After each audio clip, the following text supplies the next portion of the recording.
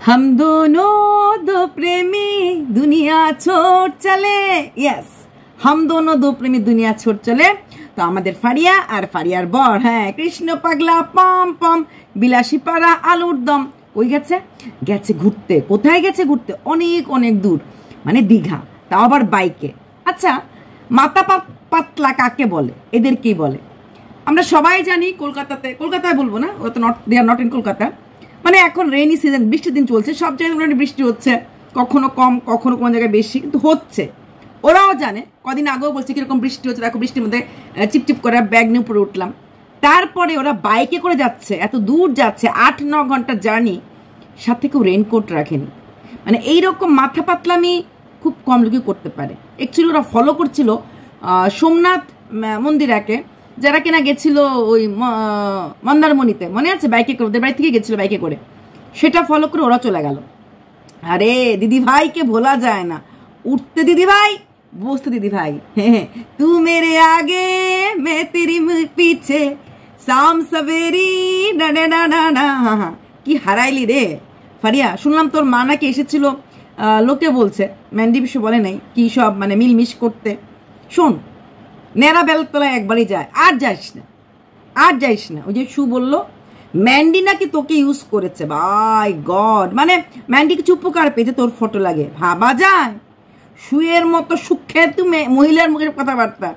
যে ম্যান্ডি তোকে জীবন দিল, যে ম্যান্ডি তোকে সারা জীবন বেঁচে থাকার জন্য একটা মানে কি বলবো রাস্তা দেখালো এবং দিয়ে দিল, হ্যাঁ, এমন যদি আমার জন্য কেউ করতো না, আমি বোধহয় তার পায়ের তলায় থাকতাম, যেটা তোর জন্য ম্যান্ডি করেছে।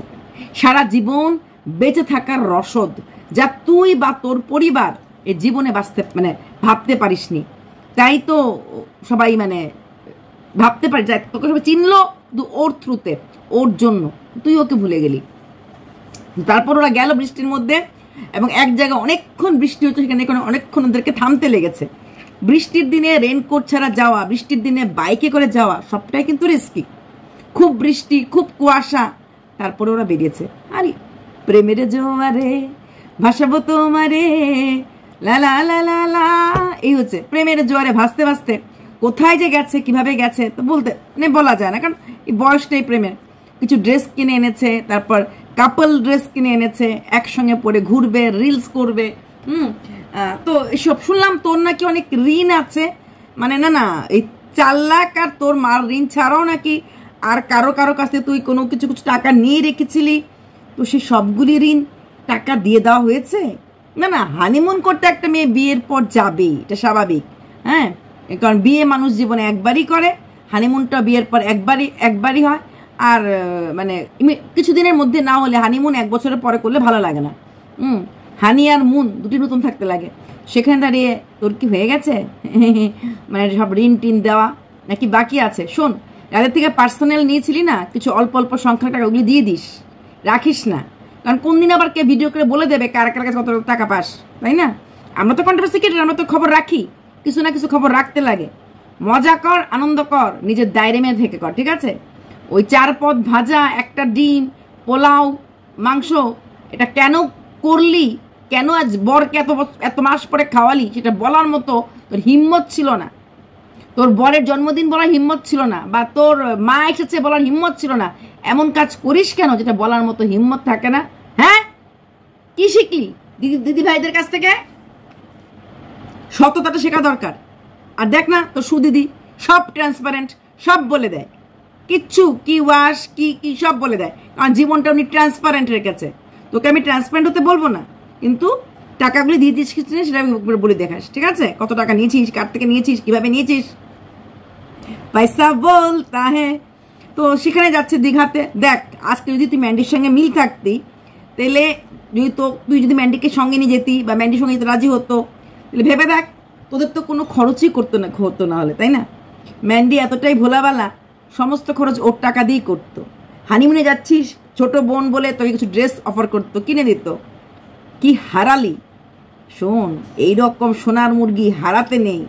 ম্যান্ডির মতো একটা সোনার ডিম পাড়া মুরগি, ভাই আমি তো জীবনে হারালাম না হলে। যেই ভুলটা করেছিস, হ্যাঁ, খুব বেশি খেতে গেছিস একসাথে। ওই যে একটা গল্প ছিল না, একটা হাঁস রোজ সোনার ডিম দেয়, তো হাঁসের মালিক ভেবেছে রোজ রোজ কেন ওয়েট করা, একসাথে একটা কাজ করি, একবারই হাঁসটাকে কেটে ফেলি, যতগুলি ডিম আছে সবগুলি একসাথে আমরা পেরে যাব। যখন কাটার পর দেখলো একটা ডিমও নেই, কারণ ডিম তো ডেলি প্রডিউস হতো, এটা নিয়ে নিত। তো রোস্টটা এরকম হয়েছে যে ম্যান্ডির থেকে অল্প অল্প চুয়ে নেওয়ার থেকে ম্যান্ডির দোকানে, ম্যান্ডির সেই জায়গাতে বসে, ম্যান্ডির ওয়ে অফ সেল, ম্যান্ডি একটা দোকান আছে, খুব ভালো লাগছে, সোমনাথ দোকানে বসছে, মানে শাড়িটা দেখাচ্ছে ম্যান্ডির ভয়েস, কিন্তু শাড়িটা সোমনাথ দেখাচ্ছে। এইভাবে কয়েকবার যদি সোমনাথ দেখায়, তারপর যদি সোমনাথ ভয়েস দেয়, তাহলেও চলবে। ম্যান্ডি একটা কথা বলতে চাই আমি এখানে, ওই কস্তুরির দিকে চিনতি, যে কিনা আমাদের ইসে করতো, কিছু কিছু ভিডিও করেছে, মানে মৌলিক কথাবার্তা বলতো, কন্ট্রোভার্সি ওয়ার্ল্ডে কন্ট্রোভার্সি করতো, কন্ট্রোভার্সি বলা ভুল, মৌলিক কথাবার্তা বলতো, কিন্তু আমরা কন্ট্রোভার্সির লোকরা খুব সম্মান দিতাম। তো ওনার ছেলে কিন্তু এরকম শাড়ির ব্যবসা করে, এবং উনি কিন্তু অফলাইনে, মানে অনলাইনে অফলাইনে দু জায়গাতেই দেখান। হ্যাঁ, তো সোমনাথকে ওরকমভাবে ব্যবসা করতে কোনো ব্যাপার না, ও কিন্তু শাড়ি টাড়ি নিয়ে সেটাও দেখায়। কেন আমরা শাড়ির দোকান থেকে দেখি না? আদিমোহনে কাঞ্জিলালে আগে তো মেয়েরা বসতোই না, এখন না ওই কাঞ্জিলাল মহিলা আসেন, আগে তো ছেলেদের কাছে শাড়ি কিনেছে সব দোকানে।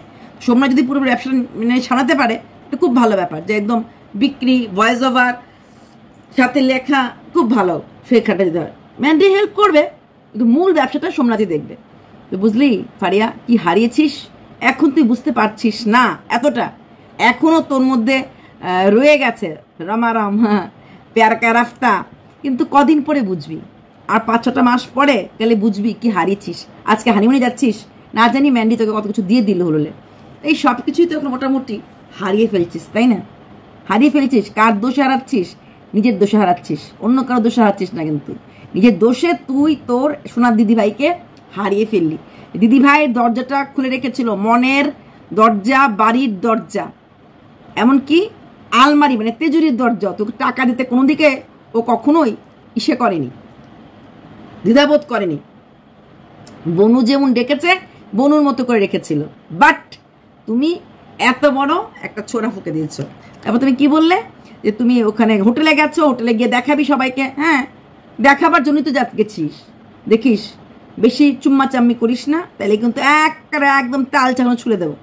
চুম্মা চারটে একটু কম করে করবি, একটা মিনিমাম চুম্মা চারটি করবি, ম্যাক্সিমাম করার দরকার নেই, বুঝেছিস?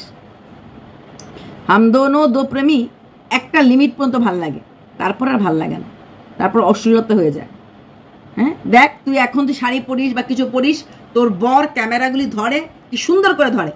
যখন প্রথম দিকে পড়তে ইচ্ছা করে নোংরামি করে অ্যাঙ্গেল ধরতো, হ্যাঁ, যখন ধোয়াইলাম তখন, কেন রে আমরা না ধোয়ালে পরে তোরা কেন ঠিক হোস না?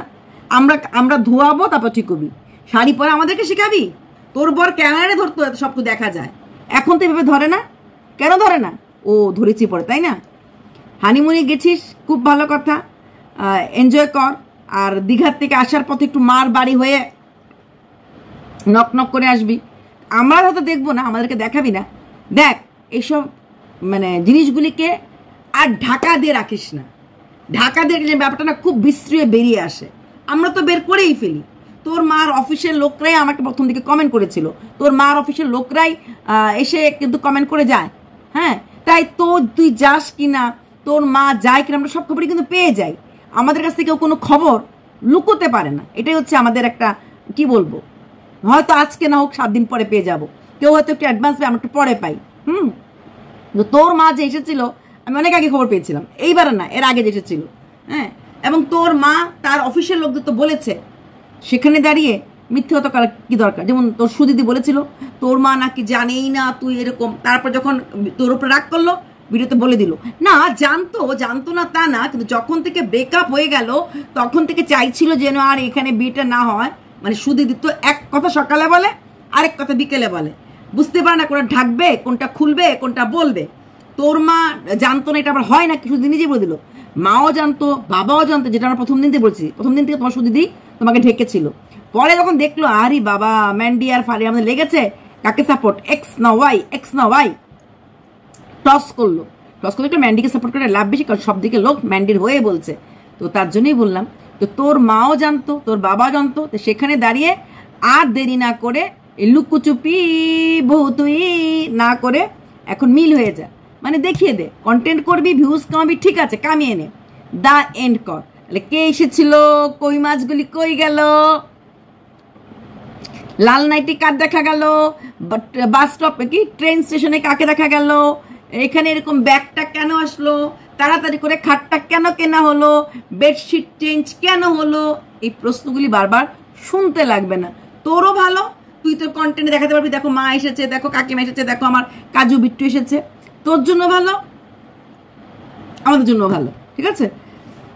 আগে মা বাবাকে নিয়ে আয় তোর, তারপর শ্বশুরকে নিয়ে আসিস, তারপরে না এই রানাঘাট ছেড়ে তোদের এরিয়াতে চলে যা, যেখানে তোদের শ্বশুরবাড়ি এরিয়া, ওর ছেলেটা দোকান করতে পারে, দোকান যেতে পারে, নাহলে ঘরে বসে বসে তো এই আলু কাটবে, পেঁয়াজ কাটবে, এই এটা করবে ওটা করবে।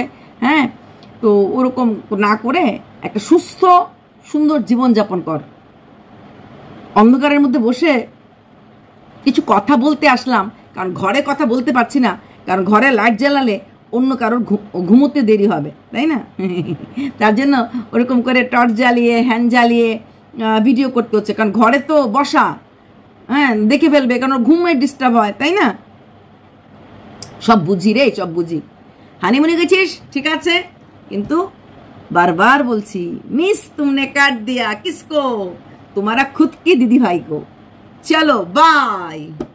হ্যাঁ, রেইন ড্যান্স করবি নাকি, না পোল ড্যান্স করবি, কি ড্যান্স করবি দেখতে লাগবে তোর।